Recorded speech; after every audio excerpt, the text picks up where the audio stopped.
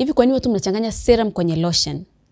Labda nielezee kwa ufupi wapenzi. Ukichukua kipodozi labda kwa ajili ya kutoa chunusi au kwa ajili ya kukupa tu matokeo fulani ambayo unakuwa unayahitaji, ina maana ndani ya hicho kipodozi kuna ingredients fulani ambayo ndo inafanya hiyo kazi ya kukupa hicho kitu ambacho unakitaka. Hizi ingredients kwa lugha ya kiformulation sasa zinaitwa active ingredients, lakini zina masharti mengi sana katika utengenezaji wake, na sharti moja ambalo ni kubwa sana ni pH ambayo hiyo active ingredient inaweza kuwa stable na pia inaweza kufanya kazi. Sasa ambapo unachukua serum na body cream unachanganya bila kujua kama hizo pH zinawiana au haziwiani, hapa sasa ndo unaenda kutengeneza bomu bila kujua. Na unakuta ungetumia face cream peke yake, ungetumia serum peke yake, ungetumia body cream peke yake, huenda hata hayo matatizo yote yasingekukuta, huenda hata ngozi yako ingekaa vizuri kutokana na jinsi ambavyo vimetengenezwa.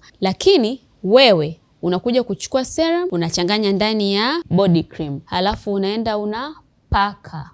What is the reason? Kama kweli unataka kutumia hiyo serum na hiyo body cream, kwa nini tu usitumie kwa pamoja?